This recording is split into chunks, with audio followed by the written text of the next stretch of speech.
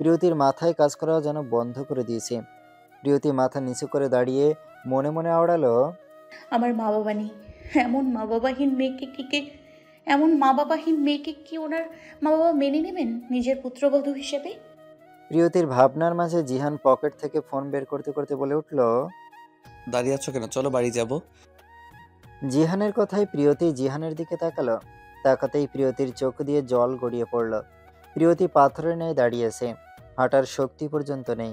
তার মনে হচ্ছে অনেক বড় পাপ করেছে সে। জিহান প্রিয়তিকে এইভাবে দাঁড়িয়ে থাকতে দেখে কোলে তুলে নিল। কোলে তুলে নিয়ে এসে গাড়িতে বসিয়ে দিল। আতিক সাহেব আর রোহা জিহানদের ড্রয়িং রুমে বসে আছে। জিহানের জন্য অপেক্ষা করছে বাড়ির সবাই। জিহান আসলেই রোহা আর জিহানের বিয়ের ডেট ফাইনাল করবে। আঙ্কেল আর কতক্ষণ জিহান আসবে না? আমি আর অপেক্ষা করতে পারছি না। চলে আসবে মামুনি, আর কিছুক্ষণ অপেক্ষা করো। সবার কথার মাঝে কলিং বেল বেজে উঠল। বেলের শব্দ শুনে রোহা বলে উঠল। জিহান মনে হয় চলে এসেছে। বলে রোহা এক্সাইটেড হয়ে দরজা খুলতেই থমকে গেল।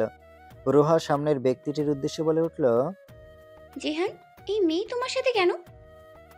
রোহার কথায় বিরক্ত হয়ে জিহান বলে, ওর একটা নাম আছে রোহা। ওই মেয়ে এই মেয়ে বলা বাদ দিয়ে ওর নাম ধরে ডাকো।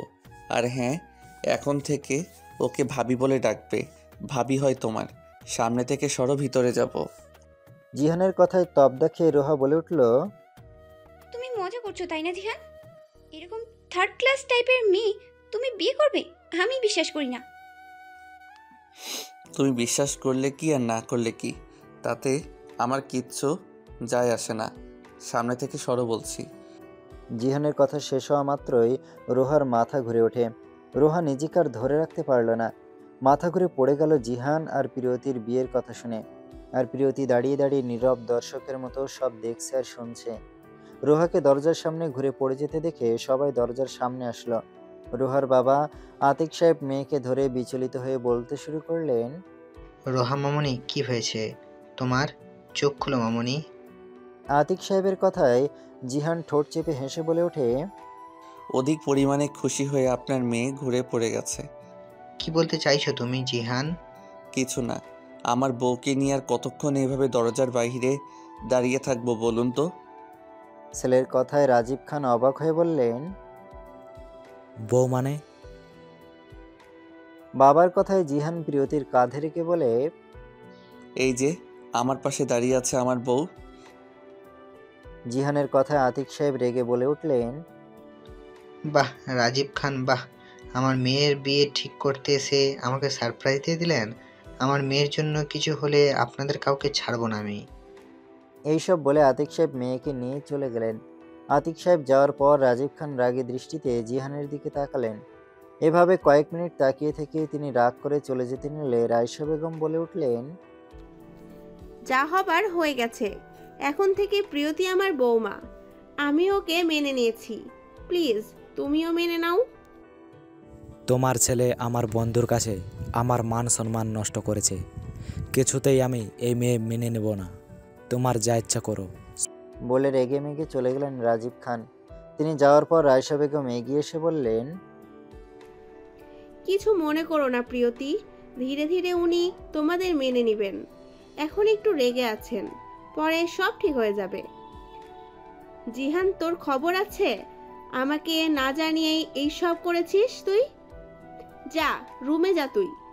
আমি কিছুক্ষণ পর প্রিয়তিকে তোর রুমে দিয়ে আসবো। বলে রায়শা বেগম প্রিয়তিকে নিয়ে নিজের রুমে চলে আসলেন। রাজীব খান প্রিয়তিকে দেখে রুম থেকে বের হয়ে গেলেন। প্রিয়তির অনেক খারাপ লাগলো রাজীব খানকে এইভাবে চলে যেতে দেখে। প্রিয়তির ভাবনার মাঝে রায়শা বেগম বলে উঠলেন। যাও ওয়াশরুমে গিয়ে ফ্রেশ হয়ে আসো। প্রিয়তি ফ্রেশ হয়ে বের হতেই রায়শা বেগম প্রিয়তিকে খয়েরি রঙের একটা শাড়ি পরিয়ে দিয়ে জিহানের রুমে দিয়ে আসলেন। জিহান ওয়াশরুম থেকে গোসল করে বের হলো চুল ঝাড়তে ঝাড়তে। প্রিয়তি খাটের উপর বসেছিল।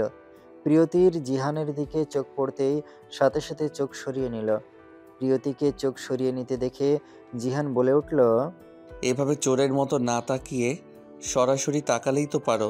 এখন আমি তোমার ব্যক্তিগত সম্পদ, তাই চোরের মতো তাকানোর দরকার নাই। সরাসরি তাকাতে পারো। জিহানের কথায় প্রিয়তি কটমট চোখে জিহানের দিকে তাকিয়ে বলে উঠল, আমি কখন আপনার দিকে চোরের মতো তাকালাম? দুজনের কথার মাঝে রায়শা বেগম আসলেন খাবার নিয়ে রায়শা বেগম খাটের উপর বসে বললেন, প্রিয়তি, জিহান দুজন আমার পাশে এসে বসো। কেন মামুনি? দুজনকে খাওয়িয়ে দিব তাই। খাইয়ে দেওয়ার কথা শুনে জিহান মায়ের পাশে এসে বসল। প্রিয়তি আগের জায়গায় বসে আছে। রায়শা বেগম প্রিয়তিকে বসে থাকতে দেখে প্রিয়তির পাশে এসে বসলেন খাবার নিয়ে। মাকে এভাবে চলে যেতে দেখে জিহান গম্ভীর গলায় বলে উঠল, বাহ মামুনি, বউ পেয়ে তো দেখছি আমাকেই ভুলে গেলে। ও আমার বউ নয়, ও আমার মেয়ে হয় গর্ধপ। এইদিকে আয় তুই, দুজনকে একসাথে খাওয়িয়ে দিব। মায়ের কথায় জিহান মায়ের পাশে এসে বসলো। তারপর রায়শা বেগম খাওয়াতে শুরু করলেন। প্রিয়তি প্রথমে খেতে চাইল না, পরে রায়শা বেগম জোর করে প্রিয়তিকে খাবার খাইয়ে দিয়ে চলে গেলেন। খাওয়ার পর জিহান বিছানার একপাশে শুয়ে পড়ল। কিছুক্ষণ শুয়ে থাকার পরও যখন জিহান প্রিয়তিকে বসে থাকতে দেখল, তখন জিহান শোয়া অবস্থাতেই বলে উঠল, খাটের উপর এইভাবে বসে না থেকে ঘুমিয়ে পড়ো। জিহানের কথা শুনল না প্রিয়তি। প্রিয়তি আগের মতোই বসে আছে, কোনো নড়চড় নেই। প্রিয়তিকে বসে থাকতে দেখে জিহান দুষ্টু হেসে বলে উঠল, বাসর করার ইচ্ছে আছে নাকি, তাই বসে আছো? জিহানের কথায় প্রিয়তির চোখ দুটো বড় বড় হয়ে গেল। প্রিয়তি তৎক্ষণাৎ বলে উঠল, আমি কোথায় ঘুমাবো? এত বড় খাটে না হলেও 4-5 জন ঘুমাতে পারবে। আর তুমি বলছো কোথায় ঘুমাবে, তুমি আমার সাথে এক বিছানায় ঘুমাবে? অসম্ভব, আমি কিছুতেই আপনার সাথে ঘুমাবো না। তাহলে আর কি, তুমি যদি মনে করো নায়িকাদের মতো ফ্লোরে ঘুমাবে, ওকে তেলাপোকাদের সাথে গিয়ে ঘুমাও। কিন্তু তেলাপোকা দেখে চিৎকার করলে তখন দেখবে তোমার কি হাল করি আমি। তেলাপোকাদের কথা শুনে প্রিয়তি ভয় পেয়ে গেল। এমনিতেই তেলাপোকা ভয় পায় সে। কোনো উপায় না পেয়ে প্রিয়তি জিহানের পাশে শুয়ে পড়ল। চোখ বন্ধ করতেই প্রিয়তির ত্রিধার কথা মনে পড়ল। প্রিয়তি শোয়া থেকে উঠে বসে পড়ল। জিহান মোবাইল স্ক্রল করছিল। প্রিয়তিকে হঠাৎ এইভাবে বসতে দেখে ভ্রুযুগল কুঁচকে প্রিয়তির দিকে তাকিয়ে বলল, আবার কি মনে করে উঠে বসলে? জিহানের কথায় প্রিয়তি আমতা আমতা করে বলল, আসলে ত্রিধা বাড়িতে একা রয়েছে, আপনার মোবাইলটা দেবেন প্লিজ, ত্রিধার সাথে কথা বলবো। আমি কথা বলে নিয়েছি। মানে কখন বলেছেন? এত কিছু জানার দরকার নাই। আর ত্রিধা বাড়ি চলে গেছে, ওর জন্য টেনশন করার দরকার নাই। চুপচাপ ঘুমাও। আর একবারও আমায় ডিস্টার্ব করলে নিচে তেলাপোকার সাথে ঘুমাতে হবে তোমার। তেলাপোকার কথা শুনে প্রিয়তি আর কিছু না বলে চুপচাপ পাশ ফিরে শুয়ে পড়ল। আর মনে মনে জিহানের 14 গোষ্ঠী উদ্ধার করতে লাগলো। সকালে পাখির কিচিরমিচির শব্দে জিহানের ঘুম ভেঙে যায়। জিহান চোখ খুলতে দেখলো প্রিয়তি তাকে আষ্টে পৃষ্ঠে জড়িয়ে ধরে ঘুমাচ্ছে। জিহান প্রিয়তিকে না সরিয়ে প্রিয়তির ঘুমন্ত মুখের দিকে তাকিয়ে মনে মনে বলল, এখন কি সুন্দর করে ঘুমাচ্ছে। যদি সজাগ থাকতো নিশ্চিত আমাকে লুচুদের দলের একজন বলতো। জিহান মনে মনে এসব বলছে আর মুচকে হাসছে। তারপর জিহান প্রিয়তির কপালের উপরে পড়ে থাকা ছোট চুলগুলো হাত দিয়ে সরিয়ে দিতেই প্রিয়তি নড়ে চড়ে উঠল। প্রিয়তিকে নড়তে দেখে জিহান দ্রুত তার চোখ জোড়া বন্ধ করে ঘুমের ভান করে পড়ে রইল। এদিকে প্রিয়তি চোখ খুলতেই বড়সড় এক ঝটকা খেল। প্রিয়তি নিজের দিকে তাকিয়ে দেখে নিজেই জিহানকে জড়িয়ে ধরে রেখেছে। প্রিয়তি লজ্জা পেল নিজেকে জিহানের এত কাছাকাছি দেখে। প্রিয়তি জিহবায় কামড় দিয়ে বলে উঠল, ইস কি লজ্জা! উনি ঘুমিয়ে আছেন, যদি সজাগ থাকতেন তাহলে নিশ্চিত আমায় লুচিদের দলের একজন ভাবতেন। বলে প্রিয়তি জিহানকে ছেড়ে দিয়ে তাড়াতাড়ি শাড়ি ঠিক করে নিতে নিতে আবারও বলে উঠল, ছি, কি বিশ্রীভাবে শুয়েছিলাম আমি। শাড়ি হাঁটুর উপর ছিল। ধন্যবাদ আল্লাহ আমাকে ওনার কাছে লজ্জা পাওয়া থেকে বাঁচানোর জন্য। কথাগুলো বলে প্রিয়তি ওয়াশরুমে গিয়ে হাত মুখ ধুয়ে বেরিয়ে আসতেই দরজা ধাক্কানোর শব্দ পেল। প্রিয়তি দরজা খুলে দেখে রায়শা বেগম ট্রলি ব্যাগ নিয়ে দাঁড়িয়েছে। ওনাকে দেখে প্রিয়তি মাথায় ঘোমটা টেনে বলে উঠল, মামুনি তুমি? রায়শা বেগম মৃদু হেসে প্রিয়তির হাতে ট্রলি ব্যাগটা দিয়ে বললেন, ব্যাগে তোমার জামা কাপড় সহ প্রয়োজনীয় সব কিছু রয়েছে, তুমি গোসল সেরে নাও, আমি এখন যাচ্ছি। বলে চলে গেলেন রায়শা বেগম। শাশুড়ি মা যেতেই প্রিয়তি ব্যাগ থেকে একটা সবুজ রঙের শাড়ি বের করে ওয়াশরুমে চলে গেল গোসল করতে। প্রিয়তিকে ওয়াশরুমে ঢুকতে দেখে জিহান চোখ খুলল। জিহান চোখ খুলে অসহায় মনে বলে উঠল, এতদিন সিঙ্গেল ছিলাম, এখন আমি ম্যারিড। এখন বউয়ের সাথে রোম্যান্স করব, তারও উপায় নাই। একে তো বাবা জিদ ধরেছে রোহাকে বিয়ে করতে, আর আমার প্রিয়তিকে ছাড়া কাউকে নিজের হৃদয়ে জায়গা দেওয়া সম্ভব নয়। জোর করে বিয়ে করলে যা হয় আর কি। বউয়ের সাথে রোম্যান্স করার স্বপ্ন না দেখাই ভালো। জোর করে রোম্যান্স করার চেষ্টা করলে বউ পুলিশ পিটানি খাওয়াবে আমায়। কথাগুলো বলে জিহান অসহায়ভাবে মনে মনে কিছু একটা ভেবে চলেছে। এরই মধ্যে কিছুক্ষণ পর ওয়াশরুমের দরজা খোলার শব্দ শুনে জিহান চোখ বন্ধ করে ফেলল। প্রিয়তি ওয়াশরুম থেকে বেরিয়ে আয়নার সামনে এসে গামছা দিয়ে চুল ঝাড়তে লাগলো। এমতাবস্থায় প্রিয়তির চুলের পানি জিহানের চোখে গিয়ে পড়ল। পানির স্পর্শ পেয়ে জিহান সাথে সাথে চোখ খুলে ফেলল। চোখ খুলে জিহান প্রিয়তির দিকে তাকাতেই থমকে গেল। সবুজ রঙের শাড়িতে প্রিয়তিকে বেশ সুন্দরী লাগছে। শরীরের সাথে রংটা মানানসই। অনেক স্নিগ্ধ লাগছে তার প্রিয়কে। মনে চাচ্ছে একটু ছুঁয়ে দিতে। প্রিয়তির দিকে তাকিয়ে জিহান মনে মনে আওড়ালো, দেখে কি লাভ, ছুতে তো পারবো না। শুধু শুধু লোভে পড়ে কি লাভ? কথাগুলো মনে মনে বলে জিহান মন খারাপ করে অন্যদিকে মুখ ফিরিয়ে নিল। এদিকে প্রিয়তি আয়না দিয়ে সবকিছুই দেখেছে। প্রিয়তি জিহানকে মন খারাপ করে অন্যদিকে তাকাতে দেখে মুচকে হাসলো। বেচারা বউকে ছুতে না পেরে শোক করছে। প্রিয়তি সেটা ভালো করেই বুঝেছে। প্রিয়তি গামছায় চুল জড়াতে জড়াতে মনে মনে বলল, জোর করে হোক আর যেভাবেই হোক, বিয়ে তো হয়ে গেছে। এখন উনি আমার স্বামী আর আমিও ওনাকে ভালোবাসি। উনি আমায় ভালোবাসেন কিনা জানি না। যেদিন উনি আমায় ভালোবাসার কথা বলবেন সেদিন আমি ওনাকে সম্পূর্ণ নিজের করে নিব। এসব মনে মনে বলে প্রিয়তি নিচে চলে গেল। প্রিয়তি চলে যেতেই জিহান শোয়া থেকে উঠে ফ্রেশ হয়ে নিচে আসলো। নিচে এসে খাওয়ার টেবিলে বসতে বসতে জিহান চেঁচিয়ে বলে উঠল, মামুনি, মামুনি। ছেলের ডাক শুনে রায়শা বেগম কিচেন থেকে খুন্তি হাতে নিয়েই জিহানের সামনে এসে দাঁড়িয়ে বললেন, এইভাবে চিৎকার করছিস কেন জিহান? মামুনি, প্রিয়তিকে বলো খেয়ে রেডি হয়ে নিতে, আমার সাথে ভার্সিটি যাবে। এই কথা বলতে এত চিল্লাচিল্লি করা লাগে? আচ্ছা ঠিক আছে, আমি বলে দিচ্ছি। ওয়েট কর, একটু পর খাবার দিচ্ছি। তোদের দুজনকেই খেয়ে ভার্সিটি চলে যাস। বলে রায়শা বেগম কিচেনে এসে প্রিয়তিকে বললেন, প্রিয়তি, জিহান চাচ্ছে তুমি ভার্সিটি যাও ওর সাথে। প্রিয়তি পরোটা বানাতে বানাতে বলে উঠল, মামুনি, আমি একাই যেতে পারবো। কখনোই নয়, তুমি জিহানের সাথে ভার্সিটি যাবে আর আসার সময় একসাথে আসবে তোমরা দুজন। রায়শা বেগমের মুখের উপর প্রিয়তি কিছু বলতে পারল না। প্রিয়তি অসহায়ভাবে মাথা নাড়ল শুধু। তারপর ব্রেকফাস্ট সেরে দুজন ভার্সিটির যাওয়ার উদ্দেশ্যে রওনা হলো। দুজন ভার্সিটির গেটের সামনে একসাথে গাড়ি থেকে নামলো। সবার দৃষ্টি তাদের দিকে। বিশেষ করে যেসব মেয়েরা জিহানকে মনে মনে পছন্দ করত, সেসব মেয়েদের হৃদয় জ্বলে পড়ে ছাই হয়ে যাচ্ছে প্রিয়তিকে জিহানের সাথে দেখে। প্রিয়তি গেট পেরিয়ে ভেতরে ঢুকতে দেখে সেসব মেয়েরা কেমন রাগী দৃষ্টিতে তার দিকে তাকিয়েছে। সবার রাগী দৃষ্টি দেখে শুকনো ঢোক গিলল প্রিয়তি। তারপর প্রিয়তি জিহানের দিকে তাকালো। জিহান আগে থেকেই প্রিয়তির দিকে তাকিয়েছিল। প্রিয়তিকে তার দিকে তাকাতে দেখে জিহান গম্ভীর গলায় বলে উঠল, ক্লাসে যাও প্রিয়তি, ক্লাস শেষে গেটে আমার জন্য অপেক্ষা করবে। যদি কথা না শুনেছ তাহলে শাস্তি পাবে কিন্তু। ঠিক আছে, আমি আপনার জন্য অপেক্ষা করব। জিহানের কথায় প্রিয়তি চিন্তিত হয়ে মাথা নাড়িয়ে কথাটি বলল। প্রিয়তির সাথে কথা শেষ করে জিহান নিজের ক্লাসের দিকে চলে গেল। জিহান যাওয়ার পর প্রিয়তি নিজের ক্লাসের দিকে যাচ্ছিল, তার আগেই রোহা আর তার বান্ধবীদের নিয়ে এসে প্রিয়তিকে ঘিরে ধরল। রোহা প্রিয়তির কাছাকাছি এসে দাঁড়িয়ে প্রিয়তিকে উদ্দেশ্য করে বলে উঠল, বড়লোক ছেলেদের মনে হয় ভালোই ফাঁসাতে পারো দেখছি। আর জানো তো প্রিয়তি, তুমি না খুব বোকা টাইপের মেয়ে। তোমার মতো এতিম মেয়েকে বিয়ে করেছে জিহান এমনি এমনি তো নয়ই। নিশ্চয়ই তার পিছনে কোনো উদ্দেশ্য রয়েছে জিহানের। উদ্দেশ্য পূরণ হলেই তোমায় জিহান ছুঁড়ে ফেলে দিবে দেখো। আর হ্যাঁ, একটা কথা ভালো করে মাথায় ঢুকিয়ে নিও, আমি আর জিহান 3 বছর ধরে রিলেশনশিপে আছি। শুধু শুধু জিহানের মনের রানী হওয়ার স্বপ্ন দেখা বন্ধ করো। কিছুদিন পর এমনিতেই তোমাদের ডিভোর্স করিয়ে দেবেন আঙ্কেল। আমি যেসব কথাগুলো বলেছি সেসব কথাগুলো ভালো করে মাথায় ঢুকিয়ে নিও প্রিয়তি। আরও অনেক কথা শুনিয়ে সেখান থেকে চলে যায় রোহা আর তার বান্ধবীরা।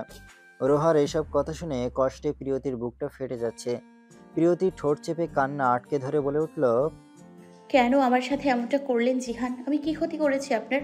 আপনি যখন রোহা আপুকে ভালোবাসতেন তাহলে আমাকে কেন বিয়ে করলেন? রুহা আপু ঠিকই বলেছে, যার মা বাবা নেই তাকে কেই বা বিয়ে করবে। আমাকে বিয়ে করার পেছনে আপনার কোনো উদ্দেশ্য আছেই আছে। এভাবে আমায় ঠকালেন আপনি জিহান। কথাগুলো বলে প্রিয়তি চোখের জল মুছে ক্লাসে চলে আসলো। ক্লাসে আসতেই ক্লাসের কিছু মেয়েরা প্রিয়তিকে ঘিরে ধরে। তাদের ক্লাসের মিতালি নামের একটা মেয়ে জিহানকে পছন্দ করে। প্রিয়তিকে দেখেই বাজে কথা বলা শুরু করে দেয় মেয়েটা। প্রিয়তি চুপচাপ সব কিছু শুনে যায়, কোনো কথা বলে না। প্রিয়তি তাদের কথায় পাত্তা না দিয়ে আশেপাশে তাকিয়ে ত্রিধাকে খুঁজে চলেছে।